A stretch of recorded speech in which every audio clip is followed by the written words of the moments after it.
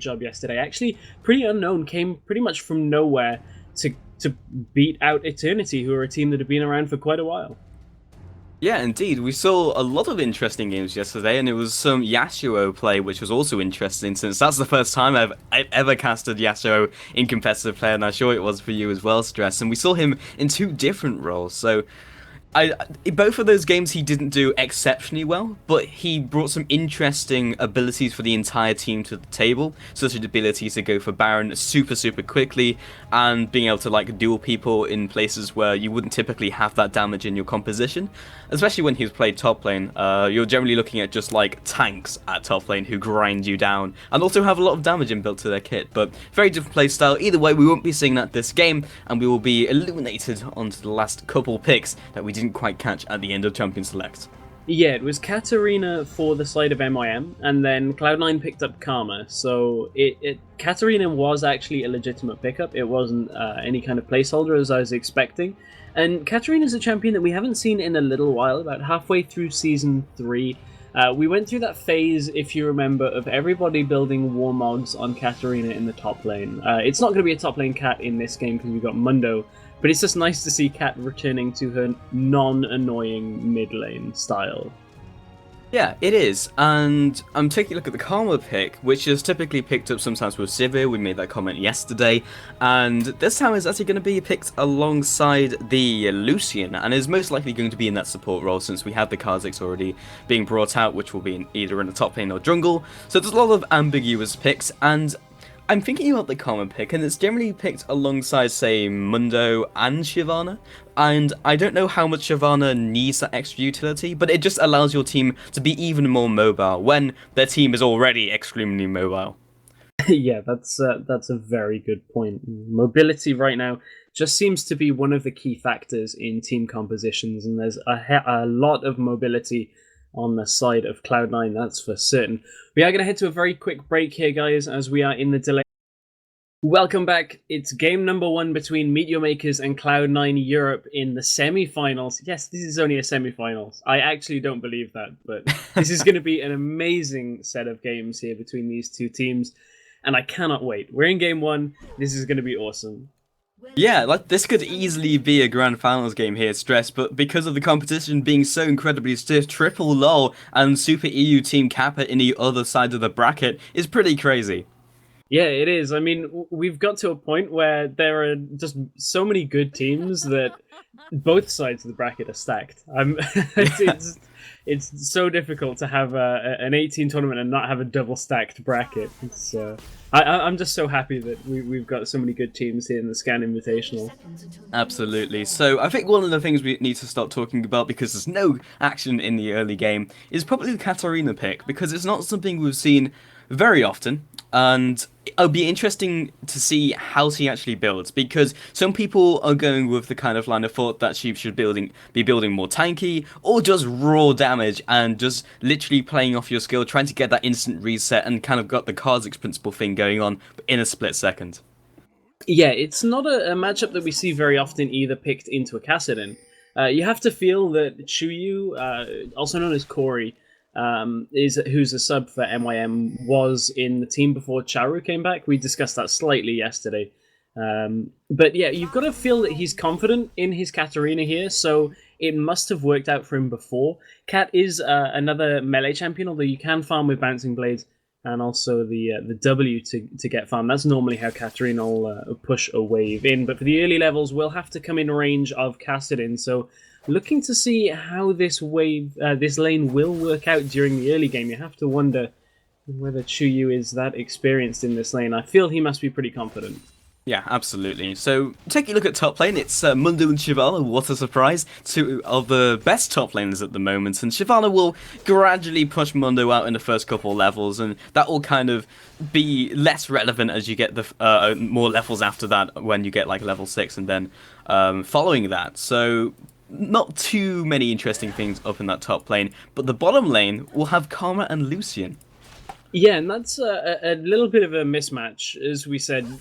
We'd more expect Karma picked with the Sivir, although Karma does do very well just in the support role in general. She has a lot of what you need as a support. You're gaining mobility, the ability to shield, damage as well from harass. So a very strong support champion in her own right, just not often picked with Lucian.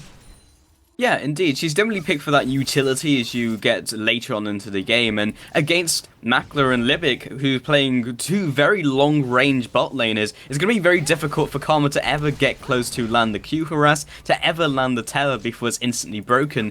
So Karma's effectiveness in this lane is going to be basically mitigated. But after the Caitlyn pick was brought in response to Lucian, there was no reason to pick an aggressive support because it won't be working out anyway. And this lane between Katarina and Kassadin in the middle is already starting to push in for CHOYOU. Clearly, this is CHOYOU's strategy here. He's just going to shove in and try and force Kassadin to farm under tower in these early levels, try and get him to miss as much CS as possible. And of course, while Katarina's not quite as mobile as Kassadin is, obviously Riftwalk becoming available so often, he will be able to roam a lot, just like Ku is doing up to the top lane. Yeah, looking for this very early gank. They should be tanky enough to get in and get out. First blood picked up by Shyvana, instantly cancelling the tower aggro. Only one tower shot, smooth. Yeah, and when you're playing a Mundo and getting pushed in like that, you have to expect that kind of play, especially out of a Kha'Zix, because he needs those early kills to start ticking things over. That one goes to Shyvana, which is going to consolidate the lane advantage, but the teleport actually gets cancelled out by Kubon there. It looks like they had a couple of problems as Kubon had to pause the game. Yeah, that might have been it might have been a bug or something, or he disconnected, because cancelling the teleport would have been not very good at that point. Yeah, well, I mean, unless he just didn't want Odoamne and Ku to rotate around and kill him when he got there. I mean, that's one option, because he would have been slightly exposed out in that river, but I don't know. It just seems like there was maybe a couple of little issues there, and he didn't feel confident in teleporting in. Obviously, he will have a reduced cooldown on teleport when you cancel it, so it's not quite as detrimental as, you know, teleporting in somewhere normally then dying. That tends to be a worse thing to happen. So I think erring on the side of caution is a better play by Kubon. Yeah, very possible.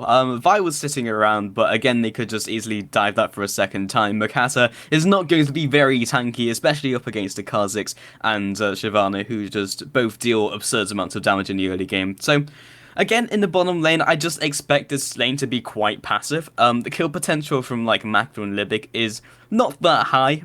They can poke away and maybe they can get a kill after someone's whittled down enough, but Jarnan, he's just going to sit back and farm. Like, he doesn't have to try and trade, especially with a Karma. They'll maybe wait for a couple levels, see the opportunity if they can go for it. But apart from that, unless there's jungler intervention, not too much going to happen. And there's something really interesting in this game that's kind of put a smile on my face, and I'm chuckling about it, because I've only just looked at the itemizations. How many shields do these teams need? 6 Doran's shields to begin the game. I mean, Doran's Shield is a great item. It's really good for keeping you safe in lane.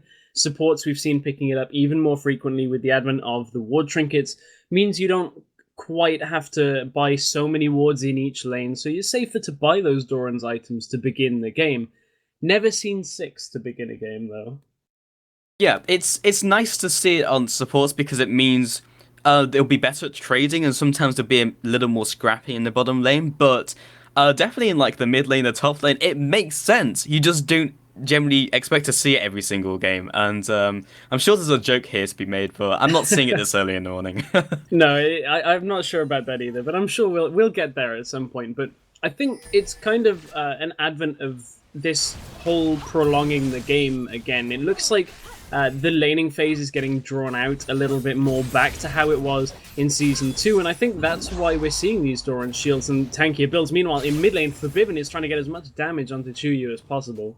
Yeah, he was just pushing him down, but the flash was actually burnt. So already in this lane we've had some action, which is not one of the lanes you typically expect action to happen, especially when they don't really have any finishing ability pre-6. Mokatte just going to walk around the mid lane, so maybe at level 6 he might be able to finish Cat off, but that flash is going to be a little bit annoying. 90 caliber used in that bottom lane out by Makler just to avoid the rest of the damage coming from Voidle, and just back and forth, the support's trading crowd control in that lane. No one really able to convert that into a kill, though. Yeah, so we spoke a little bit about the Kha'Zix jungle in the previous day here, Stress, and we said it was a little bit more risky in the sense that, one, you need to get kills or just completely farm your jungle, and there is enough gold in the jungle now to sustain a damage build from your jungler, and you have a tanky top laner and a reasonably tanky mid lane, so you have 2 assassins, and how do you think this composition is going to work out as we get not only into team fights, but kind of the rest of the game? Because they have great mobility and great catching potential, as almost demonstrated mid laners. Ku is waiting for that gank to happen. Febiven is on very low mana, just trying to bait this one out, and Ku, with one good isolation Q, should be able to take him down. But doesn't seem too keen to go in just yet. He is now moving towards CHOYOU, but unbeknownst to him, is Mokatte just below him, and in fact nothing will actually happen. Yeah, I was gonna say if that gank comes off, that could be good for their composition, but here comes the gank from Mokatte. Nothing on in the lane that time, and both of these junglers just trying to keep us on our toes by trying to get into lane, but it's not quite available. They're so mobile in that middle lane that Ku is actually going to head up towards the top lane, but he's warded up there. No chance of a gank there. Yeah, so it's a fairly passive start, I think we can all agree on that, but, you know, it's just building up the tension for the rest of the game, and both these guys know exactly what's on the line, and especially against Cloud9 and the opposing team of Meet Your Makers, it's 2 of one of the best teams in Europe right now in terms of the challenger scene. Yeah, of course, we saw Meet Your Makers yesterday in the promotion qualifiers just miss out on an LCS spot with their games against Super Hot Crew. So MYM are definitely a team that are competing at that top level. So great to see that. And even at this stage of the tournament, I still can't get over the fact that this is a semi-finals. Indeed, we quite could easily be streaming the other game and be saying the exact same thing here, Stress. So I'm sure the grand finals be even more amazing than this, but not sure how that could happen. So Mokatte just taking up the invisible blue buff as usual, and just going on to the second buffs with very little action. The next couple minutes, because everyone's been farming, might accelerate the game into an earlier dragon, but we'll see. Yeah, we can look at the itemization here in the middle lane as well, to kind of take an indicator of the objectives of the champions right now. You can see Katarina's picked up the Sorcerer's Boots for the extra penetration here, and it looks like they're trying to get the gank in bot. Yeah, ultimate used by CHOYOU, and it's not quite enough damage to finish them off. Makler does not hit level 6 just yet. Only a couple minions off, unfortunately. That would have been an ace in the hole and surely a kill on either of those targets. So Katarina just going to walk back up to mid lane, and it's a fairly short cooldown on ultimate. Not going to be too unhappy with that result. Yeah, as you said, short cooldown and able to move around the map quite quickly as well, so gets herself back into the mid lane. Doesn't even let Kassadin catch up in the CS, but Kassadin's gone for the tier of the Goddess, and that's a fairly standard play as you'd imagine out of a Kassadin. See that most games, so Febiven fairly confident on his Kassadin play. Of course he would be picking it so early in the rotation, but he's under pressure now. Yeah, Mokatte has arrived in the mid lane, but already isolated, so Ku's damage from his Taste Their Fear has been amplified. That's a very easy kill. And they'll just fall back to their own jungle, make sure that they can consolidate their lead here after picking up that kill. Once again, we're back up in the top lane with the two tanky top lanes hitting up against each other, and that's just not going to be a very active lane for much longer, as both will just go back to farming. Yeah, I don't think they're hitting on the other, because that would be very strange. Yes, here, Stress. sorry. That's, I received a message from one of our other teams halfway through that sentence, and yeah, that's it didn't what end happened. very well. No, that's what happened. But Dragon has gone to the team of Cloud9 with their superb objective control, and as we've mentioned already many times, the isolation damage from Kha'Zix not only good at killing people, but killing objectives like Dragon. Yes, very good at that indeed. So Cloud9 repeating what we saw from them yesterday with their ability to control the map and control objectives. CHOYOU just going to go aggressive in that mid lane constantly, trying to just keep as much of that lead as possible. They really don't want Kassadin to start roaming around, because Kassadin's a champion that as soon as you get your core items and as soon as you start to roam, 1 or 2 kills will make you pretty much unstoppable, as you're so difficult to deal with. It's so difficult to stop a Kassadin from getting to the backline on CHOYOU. Yeah, perfect time to shun Poe, but again, isolation damage into the Void Spikes picks up another kill for Ku. And that will go a long way. We mentioned already, Kha'Zix just needs those early kills. Not quite as important as it used to be, but still, early kills on Kha'Zix can really help you shut out a game pretty quickly. And Cloud9 already with a 2,000 gold lead here at 10 minutes into the game. Looks like they're ramping up for that kind of acceleration we saw from them yesterday. And it looks like Ku's going to go for a build which is kind of centered around like a laning build, where he just goes for the triple longsword, and I'll be sure he'll pick that up, unless he just goes for the Spirit of the Lizard Elder, which is another option in the jungle. Has picked up the boots of mobility, because he just needs the mobility to get across the map, look for these ganks, which he's done already. So everyone looking strong on Cloud9, building up this early advantage, but it doesn't tell the tale of the rest of the game just yet. Yeah, it's one of those things that Longsword builds into so many items that it can be difficult when you pick up 2 or 3 on Kha'Zix to be like, well, I think he's doing this, but I have a feeling he'll probably just go for the Elder Lizard, as we've seen. Oh no, it's actually Brutalizer. As I say that, he does pick up Brutalizer, so... That's why you shouldn't call anything on Longsword. No, I know.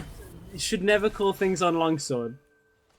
Well played, Pulse. You bested me in this one-upsmanship today. There we go. I'm sure you'll get me back later. It always happens, but... It's always when you look away from the item board. Always. But the commentator's curse, but... alas. Curse to be wrong.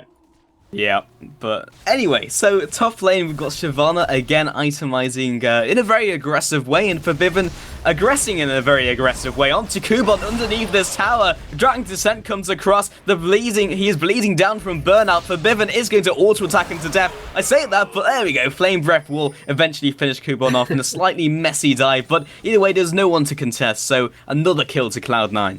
Cloud9 are looking very strong right now. They have themselves a good lead, and they might be caught out in the bottom lane. Yep, Stronger Fawns comes up. Makler still wailing on Voidle. Jarman just trying to block the route. Jumps backwards with Relentless Pursuit. Now using the culling to minimal effect, and the cuddling will not quite connect all the way. Now, with CHOYOU coming in from behind, all the junglers converging on the bottom lane. We are trying to see the reaction play from Cloud9. I'm not sure if it's going to be in time. Mokatte already using his ultimate, chaining it in with this, the huge damage from CHOYOU. Has gone quite deep onto Ku and Febiven, who have now arrived into the bottom lane. Huge grasping roots, re-engagement from CHOYOU, and the reset. Jumps in with Shunpo, looking for, again, the Sinister Steal, and does not quite pick up the kill onto Febiven, but that's 2 kills in the bottom lane. A really good roam there out of the MYM team. They knew they had to get something done because they were falling further and further behind. They're only 300 gold down now, and the fact that they got a kill onto Katarina is going to give her even more gold to go towards the itemization to make sure in these early team fights she gets the resets to get it to snowball. And that'll kind of offset the snowballing a little bit that Cloud9 have, because if they can stall out Kassadin and Kha'Zix, Katarina will kind of do a similar, well, she will do a similar job in the team fights, and may be able to do it better as long as she doesn't get locked down. Yeah, Mundo just dropped incredibly low as he slightly underestimated the burst damage from Odoamne when he just picked up a Bladed Rune King first item, but Kha'Zix heading around the side. So, in many ways, Febiven is dead. He's not dead, he's just jumping back to turret. But in many ways, focusing the bottom lane is a good and bad thing. It's a double-edged sword, and Ku actually picks away the blue buff. I'm not actually sure how he did that. I didn't see the animation on any ability. It might have been a Void Spikes at close range, but in the bottom lane, yes, they're being focused, but with mid lane doing so incredibly well, with top lane really in good shape, picking up a Bladed Rune King 2-0 and 2-0 and 0, then they can afford to have that weak gap. MYM is starting to rotate really well, though. They've taken 2 towers now with just good positioning from CHOYOU, Makler, and Libik, and I'm wondering whether they can keep that momentum going and keep getting picks in these lanes and around the jungle, because if they can do that and prepare themselves for Dragon, they can take the gold lead in this game, and Cloud9 are not a team that we've seen really be behind in the gold lead. Yeah, and it's close enough where this Dragon will swing it one way or the other, so now with that spawning in 30 seconds, we'll have to see if Mundo uses his teleport, which is on 30 seconds cooldown, so we'll be up basically when Dragon spawns. Shyvana will need to make a play there prematurely, or have to go into the top lane and try and be that extra split pushing threat. So we'll see what Odoamne does, because that will show what Cloud9 are going to do. Yeah, Dragon has come up, and with Ku in the bottom lane, it's a little bit of a risky play to go and take Dragon right now for Meet Your Makers, but Ku might be caught out here as Libik and Makler are looking for him. Oh, he was trying to catch Makler, jumps forward using Flash, Void Spikes lands, Red Buff already finishes him off, and this is an easy double kill before Vi arrives. Now with Ku trying his best to taste their bit, jumps in, does not even interrupt his leap in time, double kill, 2-for-1 trade, they'll take that, but now they do not have the smite, but they don't have the members to contest. Yeah, Vi is a champion that can begin to pretty much solo Dragon at this point in the game, but Mokatte doesn't feel all that confident in doing it, so not too surprised with it. They don't want to take it riskily. As you can see, Voidle and Jarman are around this bottom lane anyway, so it's a bit too risky a play to do it right now, but I think that's just erring on the side of caution out of MYM. They are still about 1,000 gold behind, so they need to start rotating again like they were doing earlier, but you saw how those early items and early kills on Ku has really set Ku nicely for this game. Looks like he's building towards an Ancient Golem now with that Kindle Gem and the Spirit Stone, so looking to maybe get that extra tankiness just to make sure he doesn't die quite so quickly.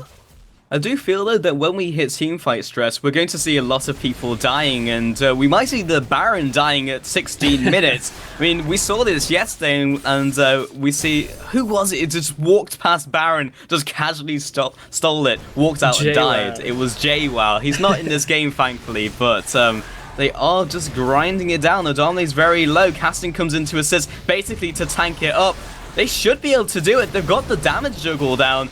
But is anyone going to react? The answer is going to be no. This could be a 17-minute Baron.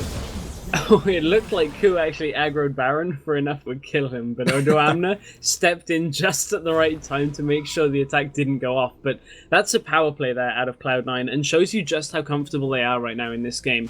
They know, well, they must feel that the gold lead isn't quite as large as they'd like it because of those towers falling in favor of MYM, but Baron gives them a big spike in gold and gives them a big spike in power and the ability to push now, and that's what we've seen out of Cloud9, is that acceleration, which is very similar to their North American counterparts. Indeed, and well, we see MYM picking up the Dragon, but I don't think they're going to be too concerned about that after picking up Baron, so right now, Meet Your Makers have just been like, well, what do we do? Do we just go back to laning phase? Do we force a fight, which we can't with Baron? But Ku might be caught as he jumps into the into the Dragon Pit. And CHOYOU heading around the side, can't quite clean this up. But when we do eventually hit full-on team fights, you do feel that most of the members in that fight are going to die. There is a lot of cleanup potential, looking at 2 assassins and an assassin on the team of Meet Your Makers, who can all instantly get those resets. Yeah, the one saving grace I think that MYM have here is the fact that they have a champion with a similar role to the Kazakhs. If they can get their assassin to kill more faster than Kazakhs, then they might be good here, but Kubon is in trouble in the top lane. Yeah, Odoamne just ground him down. It looked like Monday was going to win. Odoamne got his entire rotation back up and murdered him. It's something you've got to be careful of when you're fighting against a dragon, that it doesn't just turn around and kill you. That tends to be a little bit of a problem, but you can see CHOYOU is looking to farm out, but Febiven hops over the wall. Yep, Void Walk does hit him once, but CHOYOU chunked down to about half. He cannot survive another combo from Caston, so he's going to have to back off immediately. And there's so many threats from all across the board. Febiven can take off 50% of someone's HP. Ku will take off all of your HP, as demonstrated in the bottom lane. Colin comes across, picks up the kill, locked underneath the turret from Mokatte, 1-for-1. I don't think they can go any further on Jarman unless he stays around. Karma coming down to assist, and smart reaction from Mokatte. And that's the problem Ku has, is if he gets locked down, he can only really get the one until he's free from that crowd control. And if that happens too much, it's just going to affect their team fight. Likewise, that does happen to Katarina as well. It's not a problem exclusive to Ku. It tends to be just a problem with assassins in general, is that if you're locked down, you can't become a reset assassin. It just is what happens. But something that kind of feels a little bit weird watching an MYM game without Charu is Kubon has teleport, but meanwhile in the bottom lane, Jarman is looking aggressive. Yeah, Febiven instantly deletes him underneath that turret. Makler still following up because he knows Vi and also Katarina coming in from the side. And those are some free resets if I've ever seen one. Voidle lands a perfect Q but walks into a trap. He does not want to become a reset as Makler is wailing away at him. Sinister Steel into Bouncing Blades and does not quite catch up for Death Lotus, and they might actually decide to turn this one around, but Vi is heading in. 4 versus 3. CHOYOU picks a 1 in return for his own life, and Mokatte wants to get out of dodge. Ku has finally returned since this fight has been so long. Yeah, now they've got to be careful that the same doesn't happen in reverse, that Ku doesn't just jump in and annihilate Makler, as he's very low on health. But it looks like Cloud9 once again smartly playing the map control game, taking away the buffs, making sure they have the vision control around the jungle that you come to expect from a team like Cloud9 Europe. Yeah, so they have a lot of threats over the board, as we've already mentioned, but then they can start splitting up those threats and making it very difficult to 1v1 them, and then there's going to have to be smart rotations from Meet Your Makers to really deal with that. Because Kha'Zix's 4, 3, and 2 as the jungler is very scary. Shyvana 3-0-0 picked up a damage item and a full defensive item at 21 minutes as superb timing. So it's really the pressure is up for MYM to try and push out Cloud9. Now that the Baron buff is worn off, it gives them a little respite, but it's still going to be difficult because of that gigantic gold lead. And looking at that gold lead, a lot of it is in the top lane, where we can see Odoamne is still pushing in Kubon heavily. Now, most of the gold lead, 3,500 gold to be exact, is the difference between the top laners. 300 and 226 CS to 133. So that has got a massive advantage for Shyvana here over Monday. You can see that in just the completed items alone. Yeah, and Q jumping onto Libik. It's going to be 4 versus 2, but it already takes out 1. As long as Jarnan can escape with his life, it will probably be worth it. CHOYOU jumps over the wall, and Jarnan retreats with flash. Febiven has arrived. They have huge amounts of burst. Mokatte jumps over the wall, does not have his ultimate, cannot go any further, and Karma also reacting. So, again, a 1-for-1 trade. MYM are playing scared even when they had the numbers advantage there. They didn't have vision on Karma, so I think it's the right play to pull back. But they've got to take their opportunities when they're 3v2, because they're not going to get opportunities like that very often. Yeah, indeed. And just take a look at top lane. Kubon was not taken down in time and has already regenerated most of his HP. So, over time, even though Kubon is significantly behind, he can just sustain over time against Odoamne as long as he doesn't get instantly bursted down, which is exactly what Febiven is trying to do. Looking for this long-range rift walk over that wall. But again, another great reaction from Meet Your Makers. They're all over this.